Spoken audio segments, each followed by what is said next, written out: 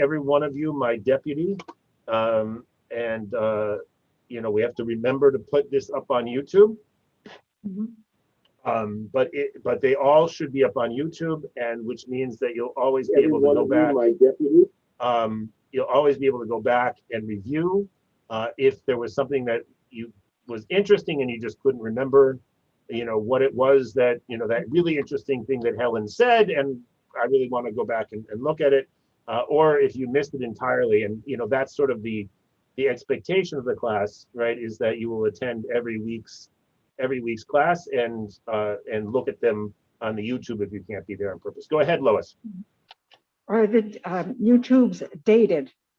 Because I followed it on some of them and I'm not certain that I'm up to date. Okay, I have been really trying to be strict about doing two things for these YouTubes. Number one, putting the date on them, and number two, putting the session number on them. So this is session 4. So I will try to remember to go to my YouTube channel. I'm a little bit rushed after class today, running around a little bit like a chicken without a head. But if I have the time this afternoon, I'll look on the YouTube and make sure that they're all labeled appropriately. And if I don't have time, I'll try to remember to do it on Sunday. We'll see how that goes. But if you do see a problem with them, please let me know, and I'm happy to try to fix them. All right, go ahead, Maya. So as your deputy, I think you're not recording yet this session? I am now. Okay. Yes. Now that it's 1 o'clock and people are coming on, I don't see the little recording symbol on though. Oh, okay. So mine says live on YouTube, which means Right. yeah. I don't record in the Zoom system. It's too complicated. Oh, okay. It'll be automatically. I record directly to YouTube and preserve it that way. Okay, great. All right. And so the other thing that is relevant for you, Rachel, is that Rachel will be leading the small group having to do with Bible studies and Divrei Torah, and the whole group is welcome to join those groups, to join that group, even if that's not your primary goal. And when that group begins meeting, hopefully, Rachel, you can find a time for next week that that can start. I'm sure you have some ideas about what that would look like, but I'm just going to go out on a limb and assume that you're open to hearing suggestions from the group about what that looks like as well. I'm open to hearing what the learning looks like for sure. Time wise, I have a lot, I only have certain amount of flexibility. So yeah, great. We can be flexible where we can be flexible. Time is not always one of those places. Right. Jim, is it possible to put the weekly schedule of the individual group meetings, the small group meetings, in an email so that if we have a chance to pop into one or another? Yes, I'm going to talk with Rachel probably on early next week about sort of scheduling all the little small group times and figuring out where they're going to be. I don't think this 12 o'clock on Friday thing is a long-term solution to that. So we'll figure that out and take it from there. And we also have to figure out how to get Rachel her own Zoom room, right, to give a little bit of flexibility. So I don't know, Rachel, if we have another license at HSL that you can use. So it might be that you have to just use your own personal one, which would limit the time to 40 minutes for a class. But hopefully I can get you a license through HSL. But let's see how that goes. All right, so last week what we discussed, right, was a fairly important sort of notion in Judaism between keva, right, the fixed form of the prayers, and kavanah, right, which means the intentionality with which you approach those prayers, right? And those things, like a lot of different concepts in Judaism, right, they are in you could say they're in conflict, but I actually prefer to say right? That they're in a kind of constructive tension. What's the second one? There's a fixed form of prayer and the other one The is? intention that you bring to the prayers. Oh, okay. And what's the word in Hebrew again? Kavanah, And what is the fixed form in Hebrew? keva, Keva? K, keva. So does one kind of mean you're just going through the form and just reciting the words, and the other means you're really putting yourself into it then? Well, that's really it, that you've sort of hit the nail on the head, Mayim, right? Which is that in the ideal world of davening, right, you would be doing both, right? That you would have, you would have whatever your full, however you define your full keva, right? Whatever your full rubric of prayer would be, right? But that every prayer you encountered, you would be bringing your whole soul to it, right? And that way, right, you are sort of doing what prayer does, right? Which again, depending on your own theology, could be bringing you really close to God. It could be sort of really bringing yourself to your own most genuine center, right? It could be really aligning you with the forces of the universe. But again, this isn't really something about Judaism is. We tend to be fairly. We tend not to necessarily talk that much about theology explicitly because we sort of know that everyone has their own. The pitfall of not talking about theology, right, is it gives people a lot of opportunity to assume that other people's theology is all the same, but I'm somehow very different than everybody else because I don't really, I don't believe in a personal God, or I do believe in a personal God, and none of these other people do, so it actually can be sometimes very helpful to talk about theology just to sort of recognize that you're not singularly crazy. You may be crazy, but you're not singularly crazy, right? So there is, and Keva sort of can be sort of on two different levels, right? Keva can be the specific words of the prayers, right? That there's a particular formulation that we use, and those are fixed, right? It can also be a little bit broader in the sense that this is the structure of the prayers that we say, right? And so I may not be a great fan of all the words that are in a particular prayer, but I want to pray according to the keva of the traditional Jewish service, right? Which means that I'm going to be sort of focusing on particular topics along with everybody else. And I'm going to use my own words, or I'm just going to sort of use one word, right? So there's a variety of different ways, right? And each person really has to find their own path through this. And I'm just going to say, anyone can offer not only questions but also their own insights. And Rachel, that definitely includes you. So anything that pops in your head, or if I'm like making a complete whopper, just stop me and say, Jim, what are you talking about? So last week, right, we talked about the three different services during the day, right? That we have Shacharit in the morning, we have Mincha in the afternoon, and then we have Mariv in the evening. And I think I sent you a note about that, right?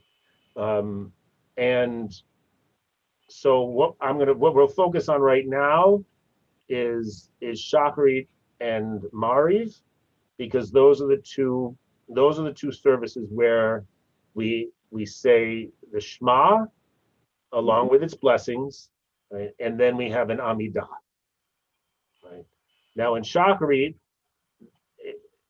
there's in Mincha, right, as we mentioned, right, Mincha, we only do the Amidah.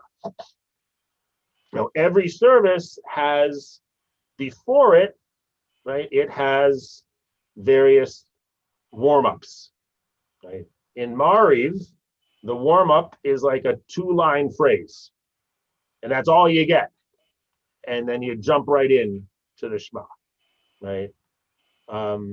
In Shachrit, right, the warm-up is like this whole section of various psalms and compilations of verses from psalms. Mhm.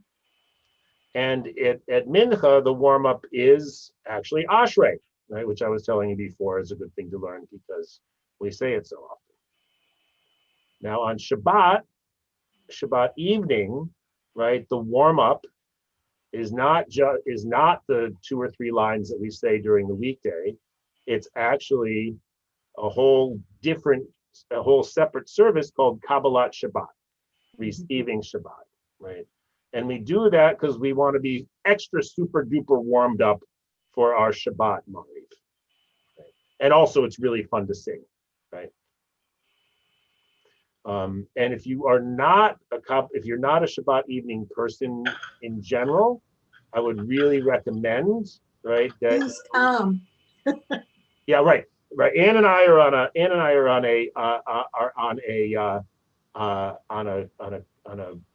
a quest to bring more people into our Kabbalat Shabbat at CCB. But I do actually recommend it from a pedagogical perspective, right?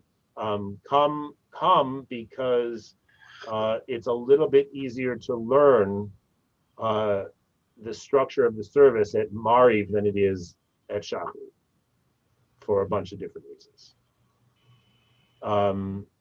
And also you get to sing Kabbalat Shabbat, which is super duper fun, right? And you haven't really lived until you've danced Kabbalat Shabbat with me and Ann. And when it's online, even more, right? So we used to dance in person, and God willing, we'll get back to that. But now, we have to dance in our separate Zoom rooms. All right. So, and then every service has closing prayers, right? Which is the Aleinu, which probably most people are familiar with, right? Mourner's Kaddish, and then often sort of a closing. And there are other assorted prayers that might get inserted during the week, depending on what kind of a synagogue you're at. But you don't have to worry about those right now. Okay, so that's There going to be tests on this? no, Ellen, unless you want one. For Ellen's gonna have one. If you want a test, I can make up a test. But No, I don't want one. no, there's no grades. There's no grades here. Okay. No, the way that, in my experience, the best way to learn these things, right, is to show up and pay attention, right? Very often what happens in services, right, is that we show up, right, and we focus on, what's the prayer in front of us, right? We don't necessarily focus on where in the service are we, right? And so the goal, right, for really feeling like you belong in the synagogue and you have a handle on the liturgy, right, is it's not just about being able to read Hebrew. Reading Hebrew is great, right? But it's really about knowing where you are in the service. And then actually, even if you don't have Hebrew, even if you're davening in English, right, you know where we are. You know why we're saying the words we're saying, even if we don't necessarily love those particular words, right? We know why we're saying. Hi, Lori, how are you? I'm okay. Been sort of busy Yeah, with my health issues. I bet. Yeah, given what's going on. Yeah. Lori, I want you to meet Rachel. Hi. Rachel is our new rabbinic intern. I'm actually going to have her call you. Hi, Lori. Hi. Um, Is it instead of the German people that come? No, it's in addition to the German people that come, although our German people had to go home because of COVID. And Rachel can't quite come into the building yet, but God willing, between all of us getting vaccinated, right, and getting some sort of vague version of herd immunity, hopefully she'll be able to join us in person soon. All right, great. So Lori, we're just talking about the synagogue service, and we're starting with Mariv, right? And we're going to start with Mariv, even though most of the people in this room probably won't be davening weekday Mariv on a regular basis, but you might encounter it from time to time if you go to a Shiva minyan, right? Especially if you go to a Shiva minyan, right? So it's not a bad thing to know, but I don't think that I'm going to spend a lot of time on the weekday Amidah, right? Actually, I just finally got around to starting reading Tevye the Dairyman, and in Tevye Strikes It Rich, which is the first sort of novella of that collection, right? He's sort of chased out of shul by the fact that his horse runs away, and he actually kind of davens little tiny bits of the weekday Amidah. So if you want a quick version of it, look at the Tevye the Dairyman, and you'll get a sense of what. I've been going to the one from TBZ every day at 8 o'clock. Oh, great! So you already know it. So but you already knew it anyway, Lori. No, I didn't know it before then. Okay. But yeah, so we're not going to focus on the weekday Amidah because the vast majority of us will really will encounter that only when we have a Shiva minyan, or if I'm able to get back to doing Mariv in person, then you'll also have a chance to learn that. But I think it's probably better to focus on the others. So let's focus right now on the Shabbat version of the Shema and its blessings, which if Rachel or Ann, you could tell me where that starts. The daytime Shabbat? No, the Shabbat evening. On the Kabbalah. Before, after Kabbalat Shabbat, at the Barhu, starting at Barhu.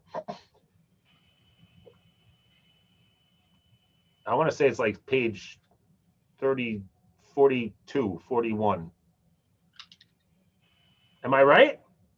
Shema. 42. Shema starts on page 41. Okay, 41, great. Baruch Hu starts on either 39A or 39B. All right, let's go to 39A. The 39A is the more traditional of the two options in the Lev Shalem. All right. So when we'll start here with the Baruch Hu.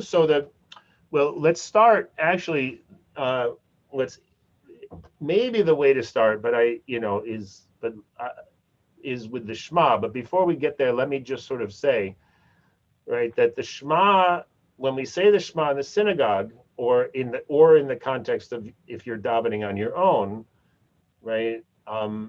It's interesting. The Shema itself says, right, you're supposed to say it when you lie down and when you rise up, right? So there is a wonderful, wonderful tradition of the bedtime Shema, which is it's a beautiful, beautiful prayer. And maybe if we have time at some point, I'll introduce you to it. It basically gives you a chance to say, sort of say, "Oi, I hope I was all I hope to be today, and all those people who made me mad or offended me or hurt me, I'm going to forgive them right now before I have a chance to turn that into a grudge." So it's actually I really love that prayer. I wish I were more machmir or more strict about doing it every night. But when I do it, I'm always, maybe I only do it when I'm really mad at somebody, but thank God I haven't been really mad at anyone for a while. So it's really interesting, right, that there's that Shema, and then there's another Shema that we say early in the morning, right? And so in a sense, right, the Shema that we say in Shachrit and in Mariv, right, is already kind of an additional Shema. And it is always surrounded by blessings, right? So there's probably a couple of different questions coming up right now, like what constitutes a blessing, right? Why does the Shema have blessings before and after, right? And how many blessings before and after, right? So what constitutes a blessing is kind of a complicated question. I think we'll get to that. We'll get to that when we get to the Amidah. Why are there blessings is not a question I can answer. Rachel, do you have an answer for that? I don't remember. I don't mean to put you on the spot, just if you happen to remember and I don't. I actually just I tuned out for a sec because I was looking for the Lev Shalem PDF to be able to show in a minute. Got it. But I heard my name. What was the question? I had asked myself the question, which I don't have the answer to, which is why do we say blessings before and after the Shema, as opposed to just saying it? And I don't know that I remember off the top of my head an answer to that, a response to that. Tradition. Oh, well, definitely that. Definitely that. But that's sort of like, that sort of Tevye answer, right, is the because I told you so kind of answer, which I'm never that happy with. And then Lori asked the question in the chat, why is Mincha the truncated service? Lori, I'm not sure I understand what you mean by the truncated service. Do you mean like why we don't read the full? Yeah, you said it's a very short service, and there's no preface to it, and it just is. So Right. was this based on the fact that people were busy during the day? I'm not sure so much it was because of that, although I am never averse to functional explanations for things. For instance, I'm a firm believer that the primary reason we have Musaf is so that people can daven in a meter without having to show up at shul on time. And so there are people who only want to spend an hour in shul and they don't want to miss Kiddush. So they can come after the Torah service, have an Amida, feel like they've really davened, and then they can have Kiddush, right? I'm completely comfortable with that explanation, even though most people really hate me when I say that. But I think in this case, right, that the Amidas are explicitly in the rabbinic system are seen as a replacement for the regular sacrifices of in the temple. And so when we put the statutory prayers together, right, we have on one hand, right, the recitation of the Shema in the morning and the evening, which has nothing to do, right, with the daily sacrifices. Then we have the two Amidas, right, which are supposedly a replacement for the morning and afternoon sacrifices in the temple. The Amidah that we say in the evening, right, is technically an optional sacrifice, right?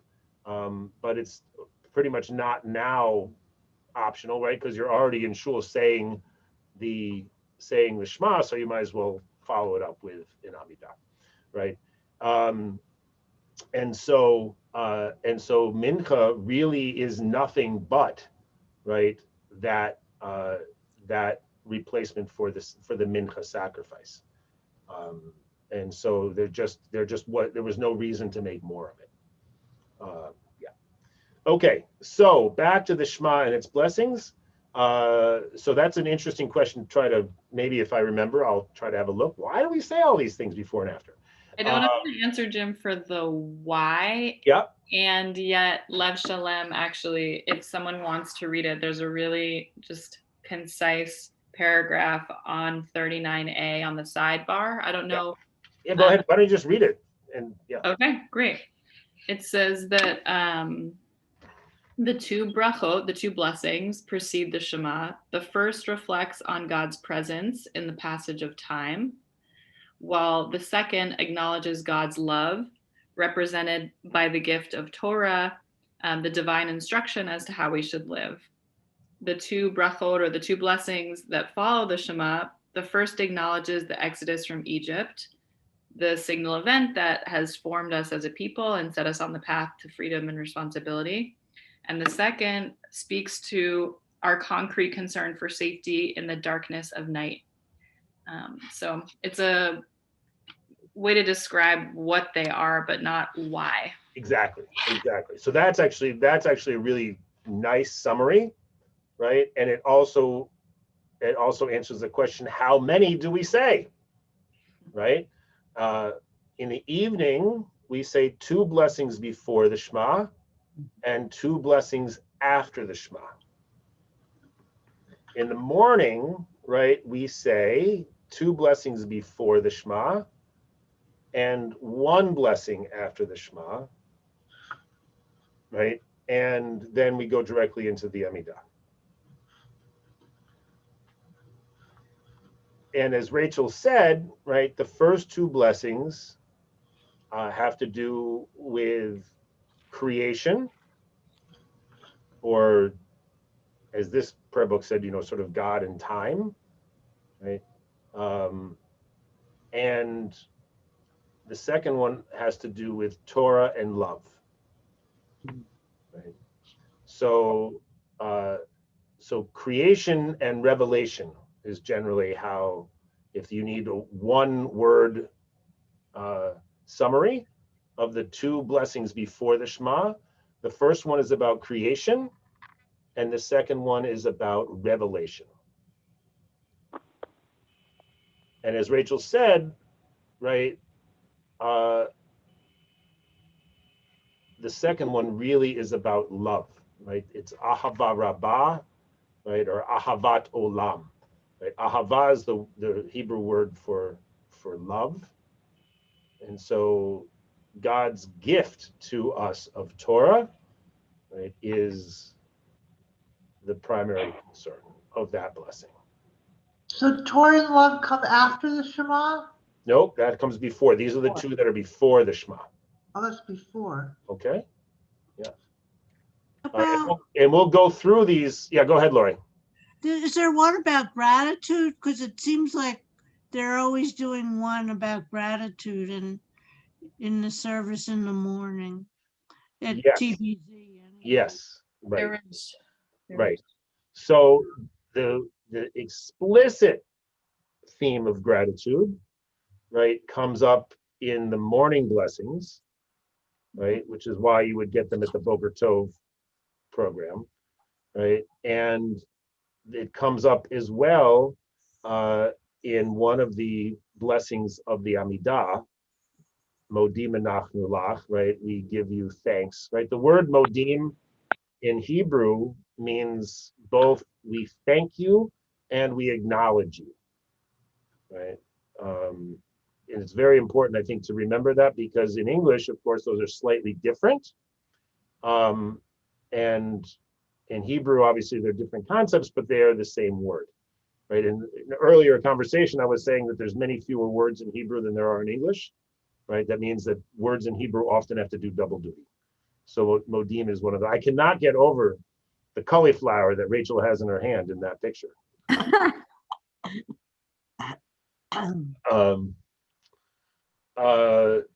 Right. So that's the first. We'll go into a little bit more detail with these blessings before and after the Shema, right, in a second. Then we say the Shema itself, right, and so that's on page, I think, 41 in the is that right, in Eitz Chaim? I mean, not Eitz Chaim, in Yes, yes, that's right. Great.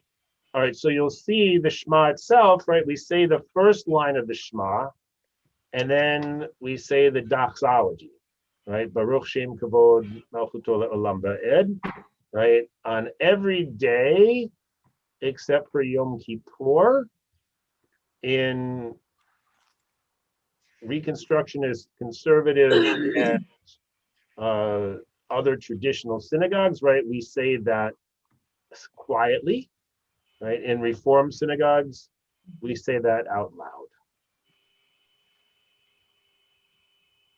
And I don't remember the Reform explanation for why we say it out loud, but that is how it goes in the Reform.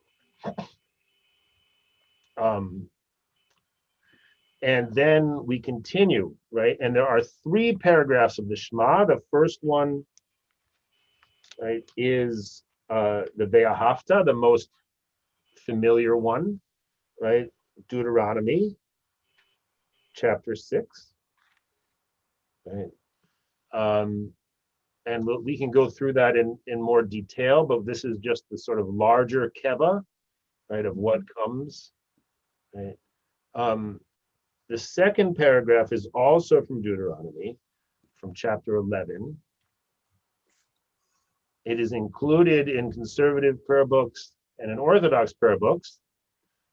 It is omitted from Reform prayer books. And in Reconstructionist prayer books, it is often replaced with some other passage, which I don't remember off the top of my head what that passage is, right? And there is, because this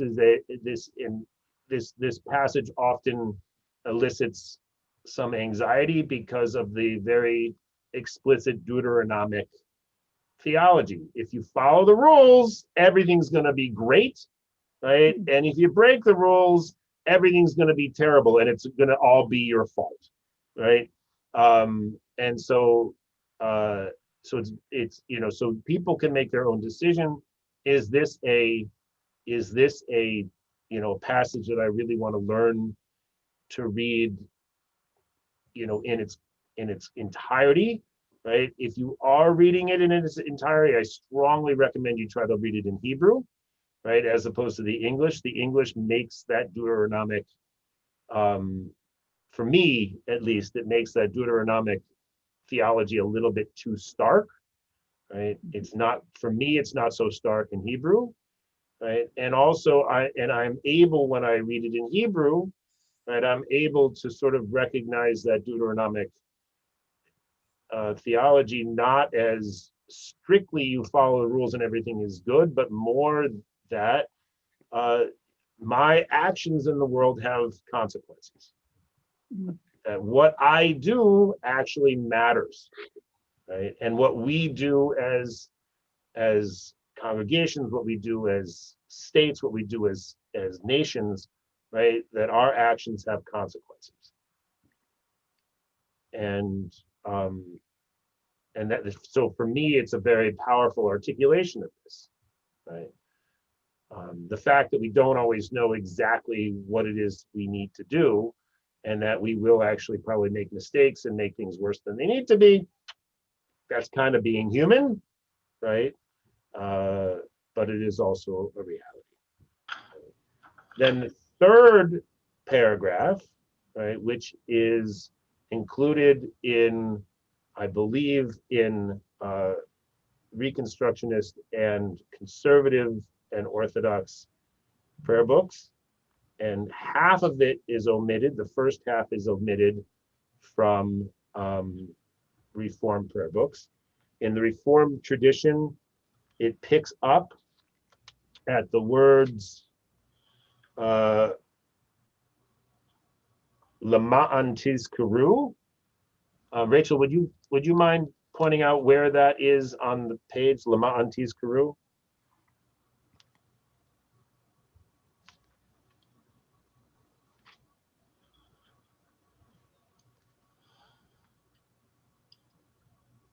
Give me one sec. Yeah, take your time. Or Anne, you already know? No, I haven't got it. Okay, that's all right. So while Rachel is finding where the break is, I'll just read from the English that I have, knowing that this English is not the same as what the English you have, but it'll be, I imagine. So it's on page 42 in the Hebrew. Okay, right. Both sides actually are page 42. And Yep. so in the English, if you go up from the bottom where it says truly in really big letters, you're 1, 2, 3, 4, 5 lines up where it starts, then you will remember. Okay, great. So actually, Rachel, would you mind reading? Why don't you read? We'll start with that, and then we'll read the rest of it later. Would you just read that for me in English? Yep. Then you will remember and fulfill all my mitzvot and be holy before your God. I am Adonai, your God, who brought you out of the land of Egypt to be your God. I am Adonai, your God. Great. All right. So the Reformed tradition will pick up in a generally in a unison reading of the Shema at that point, right? Emphasizing the importance of mitzvot, right? Of commandments, right? The importance of memory, right? Remembering them, right? And the way in which mitzvot bring holiness into our lives, right?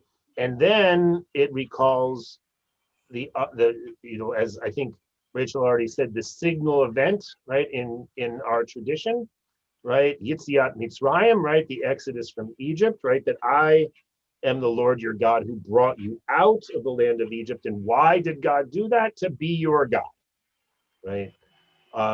And so that shoots us, right, from the end of the 3 paragraphs of the Shema into the next blessing, which has to do with redemption, right? With the Exodus from Egypt. Go ahead, Ellen. So the third paragraph is based on the Exodus from Egypt? No, actually, that's in the Reformed tradition, right? That's what it ends up focusing on, The right? Exodus from Egypt is the third On paragraph? it ends up focusing on commandments, on memory, holiness, and the Exodus. Those 4 elements, right? Can you say them again? Commandments, memory, holiness, and then Exodus. And Exodus, that's the third paragraph? That's the third paragraph. That's the second half of the third paragraph. All right, the first half of the third paragraph, right, focuses on talit, right, on wearing a tallis. Now, so in the Reform movement, in classical Reform, right, wearing a tallis and a kippah was not the thing to do, right? Classical Reform looked at the other German houses of worship, right, primarily Protestant ones, and noticed that no one was wearing a kippah and no one was wearing a tallis, right? So we shouldn't do that either, right? We should try to be more, more like our Protestant brothers and sisters, right? So from the very earliest days of the Reform movement, right, they took off the first half of that paragraph. And even though I would say the vast majority of Reform rabbis now and many Reform Jews who go to shul do wear kippot and talesim now, right? Still, that part of the Shema is not included generally in their prayer book. So, Anne, would you read the first half of that prayer? Paragraph. Adonai said to Moses, speak to the people Israel and instruct them that in every generation they shall put tzitzit on the corners of their garments, placing a thread of blue on the tzitzit, the fringe of each corner. That shall be your tzitzit.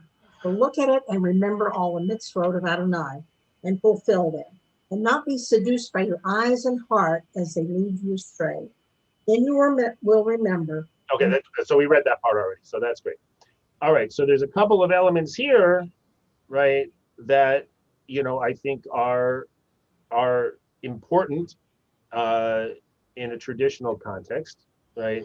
The first one is this notion of the tzitzit, right, of the prayer shawl, right? And in our more egalitarian day, right, we encourage women who want to wear tzitzit, to wear a tallis during davening.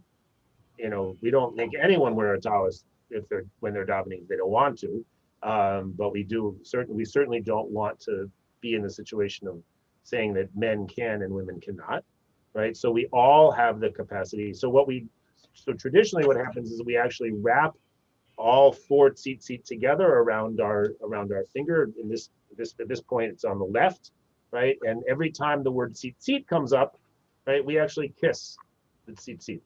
This is in the morning, right, when we're wearing a tallis. In the evening, you don't wear a tallis generally, so we don't do that.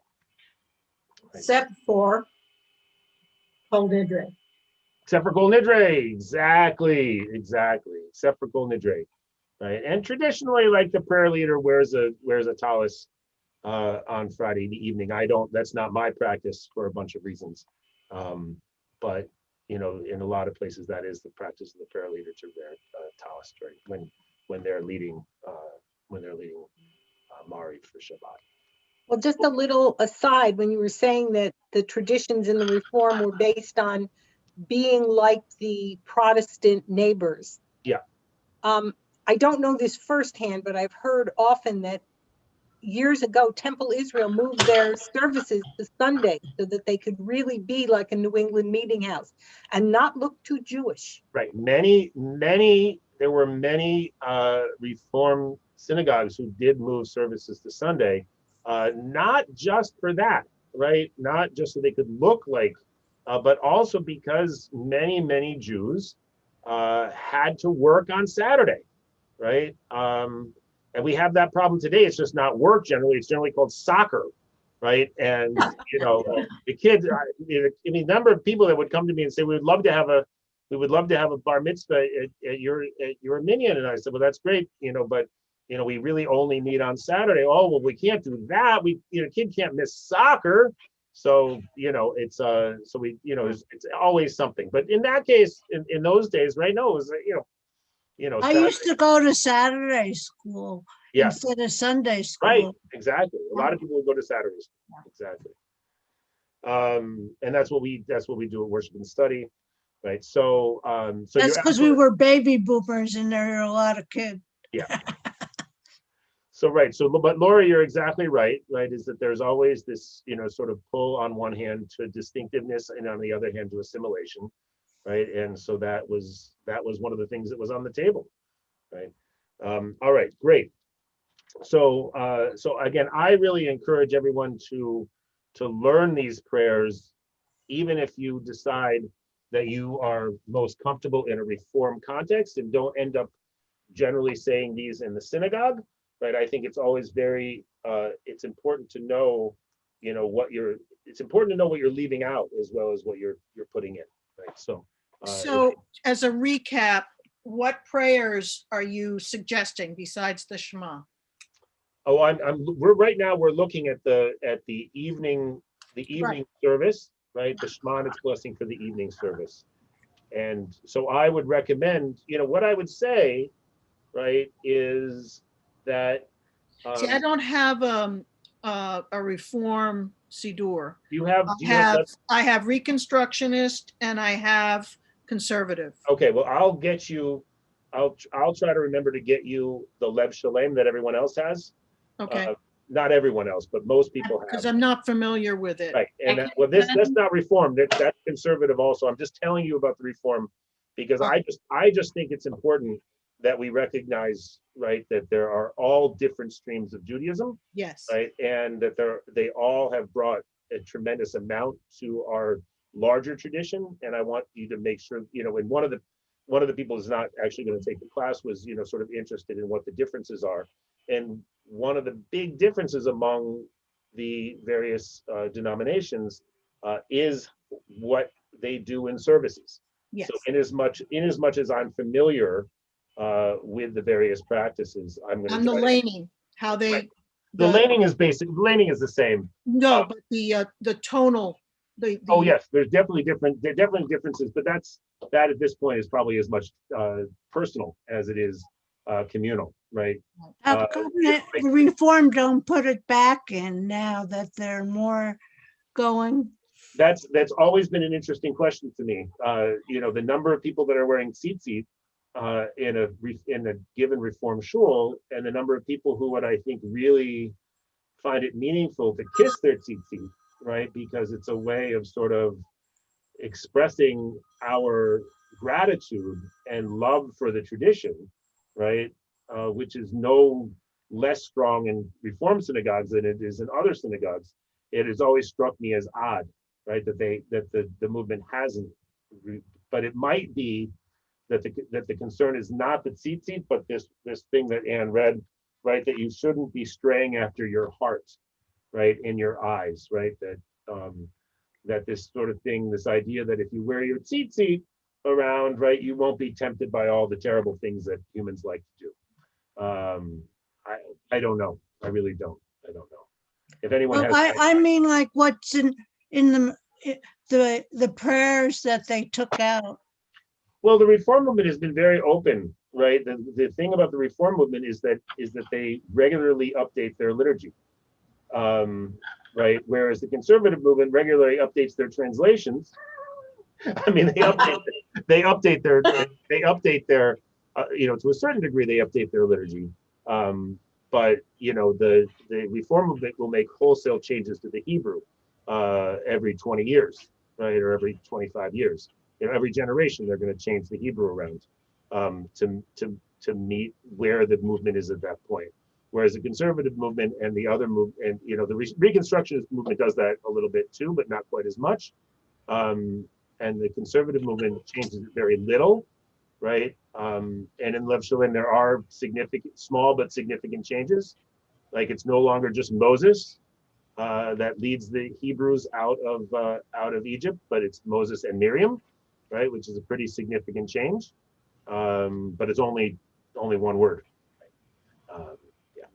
All right, and then the next one, right, is about, as I mentioned, it's about redemption. It's about the Yetziat Mitzrayim, right? About the Exodus from Egypt, right?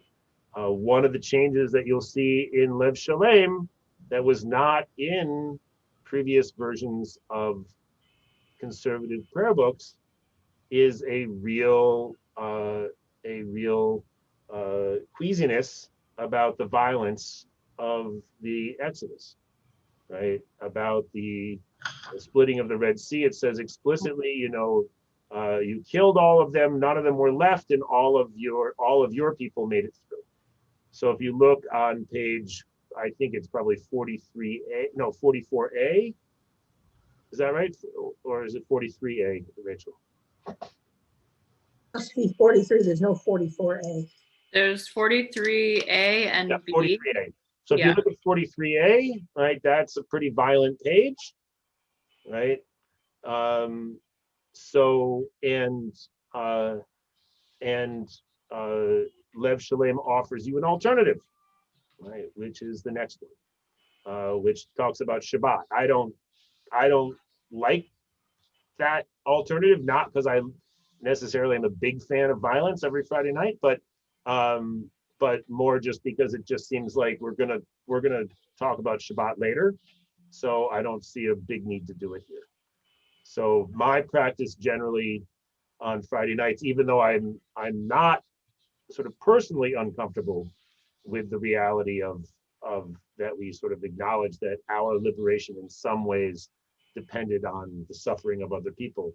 Obviously, that makes me uncomfortable, but not uncomfortable enough to ignore it. Actually, we really can't ignore that. It's one of the things that our tradition sort of insists upon, right? Making us a little bit uncomfortable with that reality. But you know, in my synagogue practice, I don't tend to dwell on these 2 pages at all. At the very end, though, we have the Michamocha, right? That's page 44, right? And that's where you'll see that Miriam has joined Moses in Lev Shalem, the way that she hasn't in most other prayer books. I don't even know if the Reform prayer book has Miriam. Actually, I just don't know off the top of my head. And that's where we have Michamocha, right, which is always so. And then also in the evening, right, on the next page, we have Hashkivenu, right, which is a prayer for peace. And a prayer for peace, right, which is, and it's a little bit, actually, this actually is in the traditional sources that I've been looking at recently, this prayer is a little bit controversial, right? Because in the morning, we go directly from the splitting of the sea, right, to our Amidah, to the song of praise that we follow, that follows the follows.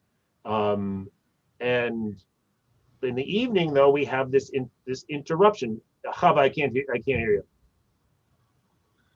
There's no Hatzi Kaddish? That's later. It's later.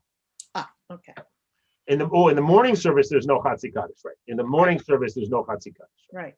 Um, but in the evening, right, we have this Hashkivenu prayer. So Maimonides wants to say that it's actually not a separate prayer. It's really just a part of the third blessing, right? It's kind of a just tacked on there, and then we need to go directly to the Amidah, right? But the tradition doesn't agree with Maimonides, right? Because the tradition, as Hava has already said, puts a Chatzi Kaddish in there between the Shema and its blessings and the Amidah. But the Hashkivenu is one of the most beautiful prayers, right? And has become, for me at least, incredibly powerful in the time of COVID, the pandemic of the twin pandemics that we've been dealing with recently, right? Of COVID-19 and of white supremacy. I feel like they're both sort of implicitly addressed here, sort of hatred and plague, and so I sometimes name them explicitly, sometimes not, right? But I think anything that is really afflicting us is something that's fair game here. And then finally, so that is sort of peace or protection. So the four, what was the word, Rachel, that you used, that Lev Shalem used to describe the final prayer? Was it peace? Oh, let me see.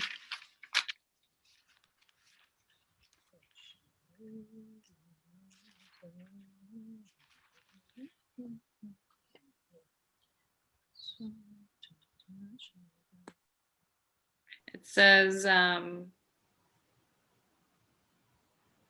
no, I think well, I don't know. It says the second speaks to our concrete concerns for safety in the darkness of the Safety night. in the darkness. Thank you. That's right. There you So go. right. So safety in the darkness, right? So that's why this idea, right, that lay us down to sleep, right? Hashkivenu, lay us down to sleep, and then make sure we wake up in the morning, right? And let us come and go peacefully and safely, right? All right, great. And then the following page, right, you'll see a very important part of the Shabbat evening service is the Shamru, right? That's where we talk about Shabbat. Remember, I said we don't need to talk about Shabbat during the redemption prayer because we've got it. Shabbat has its own prayer, right? The Shamru, right, which we sing on Friday nights, and then also we sing on Saturday mornings as part of the Kiddush. I have to hop off to go Yeah. actually to another meeting. I wanted to say it was so nice to be with all of you and thank you. And one just technical thing, if anybody wants a PDF, I don't know how to describe a PDF, document that's not changeable of the Lev Shalem Siddur, I have access to that. So I'm happy to put it in an email. I think everyone either has the prayer book or I'm going to get them a prayer book. Oh, okay, great. But you could definitely send one to Hava. That would be great because it Okay. sounds like she would like one sooner than later. Hava, if I put it in the chat, can you get it there? Will you be able to download it? Do you know how to do that? You're muted, so I'm not sure what you're. Hava, you're muted. I know. Oh, Oh, okay. It's so frustrating. it is. If you could email it, that would be better. Okay, I'll get your email from Yeah. Jim. Okay, great. Shabbat shalom, everybody. Take Good care. Sabbath, Rachel. See you later. Wow. All right, and we're gonna close in just about 2 minutes at the most. I'm not gonna hold you late this time. So Vishamru, we end the Shema on Shabbat with Vishamru, right? If it's a weekday, right, there's another prayer that's inserted that has to do more about safety in the darkness. But we don't have to worry about that now. That's only on weekdays. And then there's the Chatzi Kaddish, which will pump us right into the Amidah, which we will talk about next time.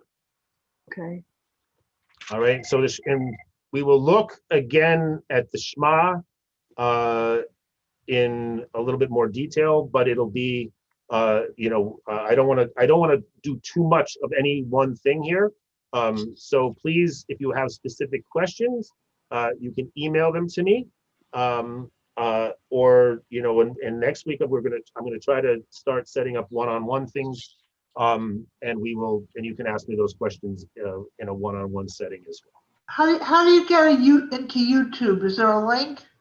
I'll send you the link to the YouTube, Ellen. Yeah, but you can always go, if you go to YouTube, if you put into your Google YouTube Rabbi Jim Morgan, right, my YouTube channel will pop up.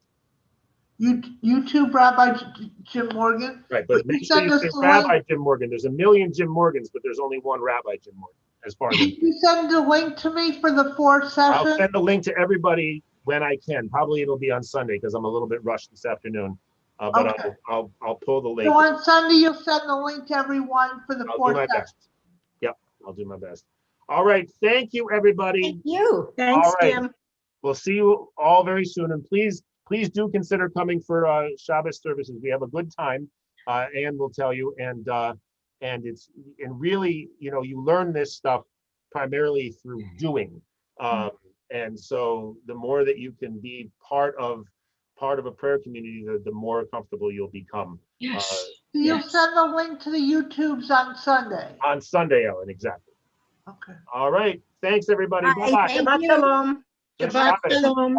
Shalom.